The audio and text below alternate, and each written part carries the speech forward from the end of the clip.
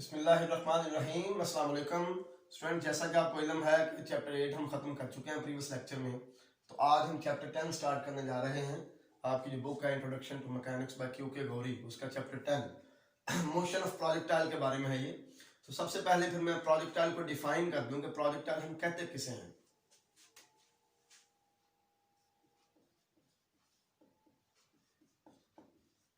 Projectile an object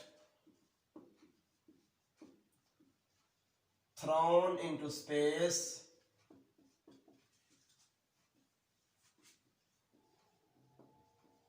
with a certain velocity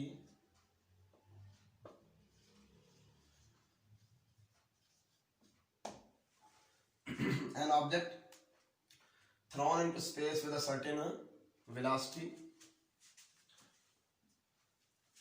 वो चाहे fired from gun हो, fired from a gun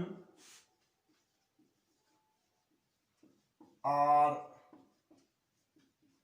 dropped from a moving plane,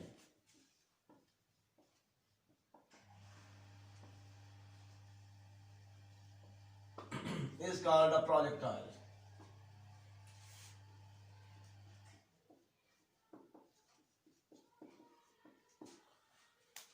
एक ऐसा object जिसको हम एक खास वेलोसिटी के साथ स्पेस में फेंक देते हैं, चाहे हम गन से फायर करके फेंकते हैं, चाहे मूविंग प्लेन से गिरा देते हैं, ठीक है, इसको हम प्रोजेक्टाइल कहते हैं। सिंपल सी एग्जांपल ये है कि मैं फुटबॉल को किक करता हूँ, ठीक है ना, फुटबॉल को किक करूंगा तो वो एक प्रोजेक्टाइल बन जाएगा, क्योंकि एक खास वेलोसिटी के साथ उसको मैंने फेंक दिया ऐसे स्पेस में, ठीक होगा ना।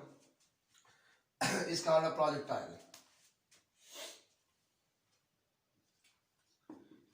it moves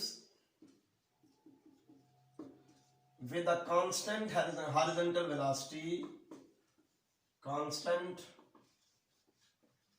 horizontal velocity, and at the same time moves under the action of gravity.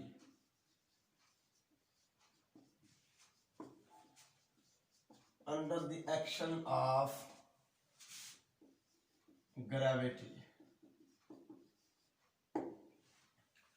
जो प्रोजेक्टाइल होता है ये कांस्टेंट हॉरिजॉन्टल वेलोसिटी से मूव करता है। इसकी वजह क्या है? हॉरिजॉन्टल वेलोसिटी चेंज क्यों नहीं होती?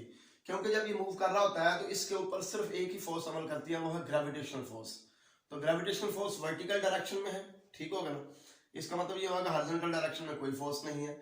जब हॉरिजॉन्टल डायरेक्शन में कोई फोर्स नहीं है तो जो वेलोसिटी का हॉरिजॉन्टल कंपोनेंट होगा वो चेंज नहीं होगा। जब वो चेंज नहीं होगा तो इसका मतलब है कि हॉरिजॉन्टल वेलोसिटी कांस्टेंट होगी, हॉरिजॉन्टल डायरेक्शन में कोई एक्सेलरेशन नहीं होगी, एक्सेलरेशन जीरो होगी, ठीक होगा। जबकि क्योंकि वर्टिकल डायरेक्शन में वेट उस पर अमल कर रहा है, ग्रेविटेशनल फोर्स उस पर एक्ट कर रही है, लिहाजा उसकी एक्सेलरेशन ग्रेविटेशनल एक्सेलरेशन होगी, ठीक है ना। And at the same time moves under the action of gravity. The path of a projectile is called the path of a projectile is called trajectory of projectile. Trajectory of projectile. Projectile के path को हम projectile की trajectory कहते हैं, ठीक है ना, वो रास्ता जिसके ऊपर वो मूव कर रहा है। अब नेक्स्ट हम ऐसा करते हैं, क्योंकि प्रोजेक्टाइल के बारे में तो हमने पढ़ा कि प्रोजेक्टाइल किसको कहते हैं, क्या चीज है। नेक्स्ट हम equation of path of projectile drive करते हैं कि जिस पाथ के ऊपर कोई प्रोजेक्टाइल मूव करता है उसकी इक्वेशन क्या है।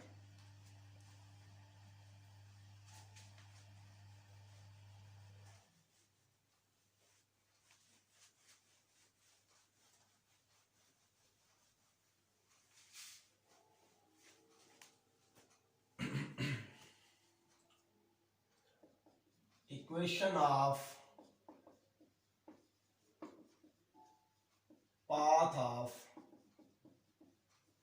projectile, ये बड़ा इंपॉर्टेंट आर्टिकल है, पेपर में अक्सर आता है एग्जाम में कि drive equation of path of projectile. हम क्या करेंगे, सबसे पहले सपोज करेंगे suppose an object is thrown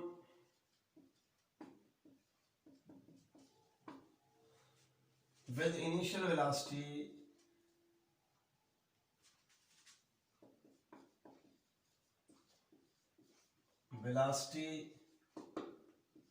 v naught, making an angle alpha,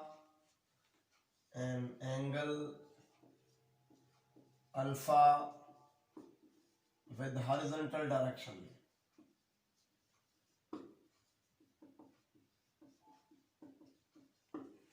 हमने सपोज किया एक पार्टिकल हमने थ्रो किया है, फेंका है स्पेस में, ठीक है, जो कि इनिशियल वेलोसिटी v नॉट रखता है और उसकी जो इनिशियल वेलोसिटी की डायरेक्शन है, जो डायरेक्शन ऑफ प्रोजेक्शन है, वो अल्फा एंगल बना रही है हॉरिजॉन्टल डायरेक्शन के साथ।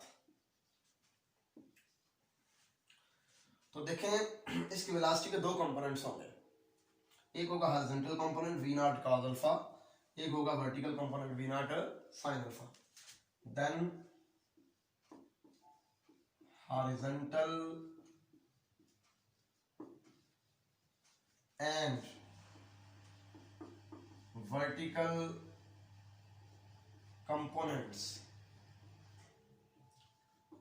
of its velocity are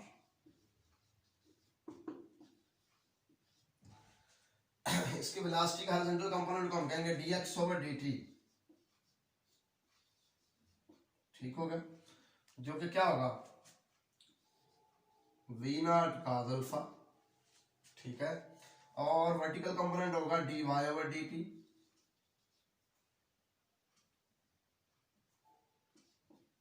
जो कि होगा जी v नॉट sin अल्फा, ठीक होगा। ऐसे ही है ना, अगर हमारे पास देखें ये एक वेक्टर है, अगर वो थीटा एंगल बना रहा है एक्स एक्सिस के साथ, तो इसका हॉरिजॉन्टल कंपोनेंट होगा f cos थीटा और वर्टिकल कंपोनेंट क्या होगा f sin थीटा, ठीक है ना। यही चीज हमने यहाँ पे यूज की है। ये हो गए वेलोसिटी के कंपोनेंट, इनिशियल वेलोसिटी के component, and the components of its acceleration and the components of its acceleration are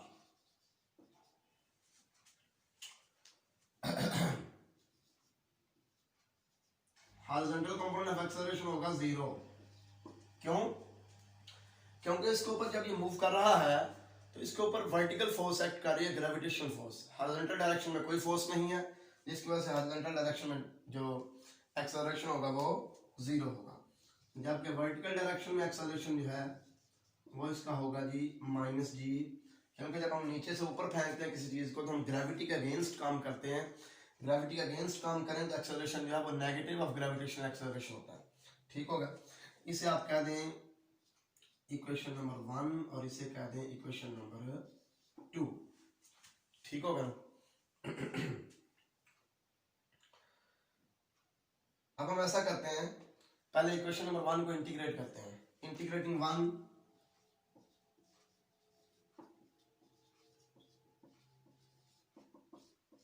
we have, ये बात अंडरस्टूड होगी कि हम टी के लिहाज से इंटीग्रेशन कर रहे हैं, ठीक है, टाइम के लिहाज से। तो d2x ओवर dt स्क्वायर की इंटीग्रेशन करेंगे, dx ओवर dt आ जाएगा, dx over dt equal to a constant a, ठीक होगा। अब देखें एट t इक्वल टू 0, जब टाइम 0 है, इनिशियल स्टेज है अभी, तो उस वक्त dx ओवर dt की क्या वैल्यू है, v not cos alpha, dx over dt is equal to v not cos alpha, therefore v not cos alpha equal to a आ जाएगा, क्योंकि जब टाइम 0 है तो dx और dt की वैल्यू क्या, v नॉट cos अल्फा, वो हम यहाँ पे पुट करेंगे तो कांस्टेंट जो है, कांस्टेंट ऑफ इंटीग्रेशन, वो इक्वल आ जाएगा v not cos alpha. And this implies that जब ये v नॉट cos अल्फा के इक्वल है तो d x over d t equal आ गया जी वी नॉट कॉस अल्फा, ठीक है। अगेन इंटीग्रेटिंग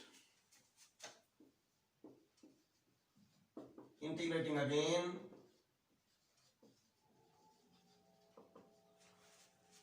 अब हम इसको दोबारा इंटीग्रेट करते हैं।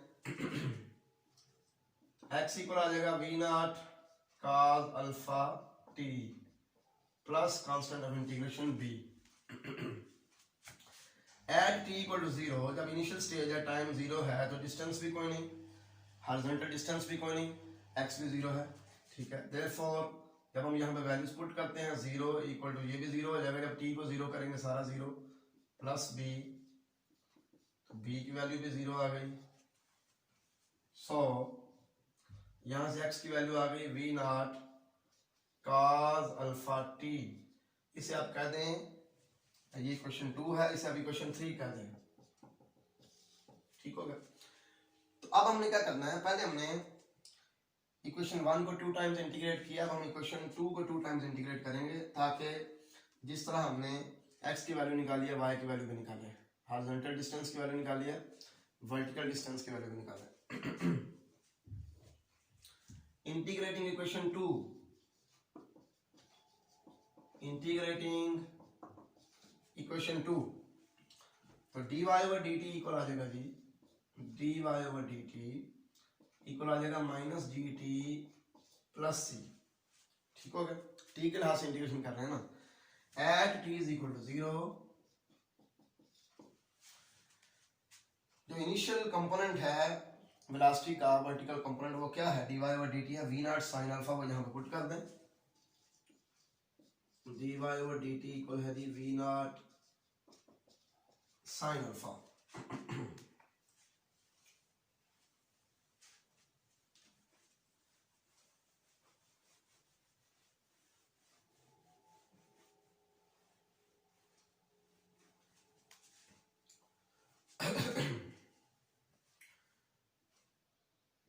Therefore,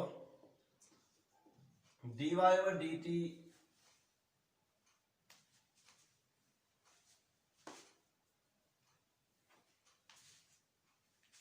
dy over dt की जगह पे आ जाएगा v naught sine alpha, v naught sine alpha equal है जी t की जगह पे हमने 0 पुट करना है, ये 0 हो जाएगा, 0 प्लस c, तो c की वैल्यू आ गई v नॉट साइन अल्फा। इसको कहते हैं नंबर 4, और ये c की value v naught sine alpha 4 में पुट कर दें, पुट इन इक्वेशन 4, इधर पुट करें, ठीक हो गया। तो हमारे पास आ जाएगा जी dy ओवर dt इक्वल है g minus g t plus c की वैल्यू ये वाली पुट कर दें, v नॉट साइन अल्फा, ठीक हो गया।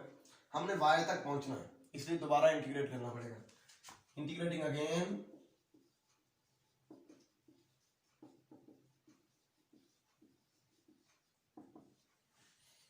दोबारा इंटीग्रेट करें,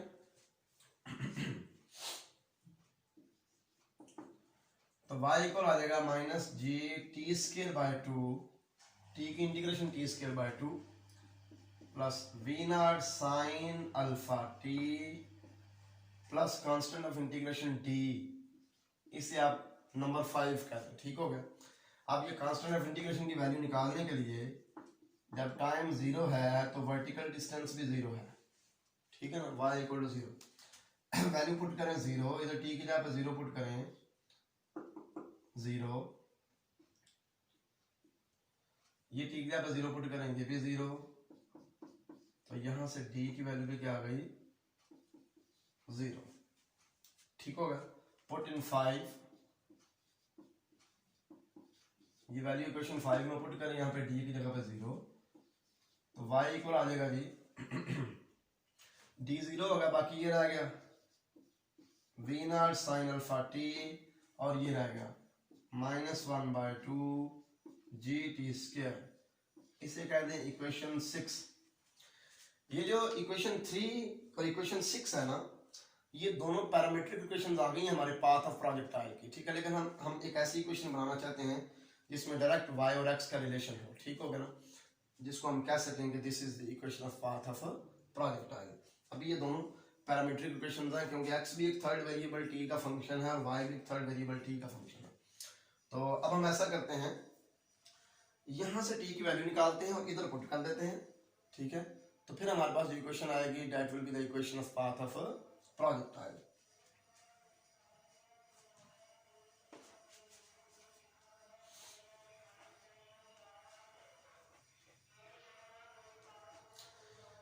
लेकिन फ्रॉम इक्वेशन थ्री में से आप वैल्यू निकालें टी की। टी आ गया जी x over v naught cos alpha, ये टी की value x over v naught cos alpha, put in 6, equation 3 में से वैल्यू निकाली और इक्वेशन 6 में पुट कर दी, तो y इक्वल आ गया जी वी नॉट साइन अल्फा, यहाँ पर t की वैल्यू पुट करें x over v naught cos alpha minus 1/2g, ये t स्क्वायर है, t की वैल्यू पुट करेंगे तो आएगा x square over v naught square cos square alpha, ये वी नॉट से कैंसिल हो जाएगा, ये साइन ओवर cos tan हो जाएगा, तो y इक्वल आ गया जी x tan alpha minus 1/2 gx square over v naught square cos square alpha. This is the equation of path of projectile जो कि हमारा आज के लेक्चर का टारगेट था। तो ये क्योंकि हमने प्रोजेक्टाइल मोशन के बारे में ही चैप्टर शुरू कर लिया है तो इंशाल्लाह इसी के बारे में डिफरेंट आर्टिकल्स जो इंपॉर्टेंट हम डिस्कस करते रहेंगे। आज के लेक्चर में बस इतना ही, मुझे उम्मीद है कि आपको समझ आ चुकी होगी। अल्लाह हाफिज़, अस्सलाम वालेकुम।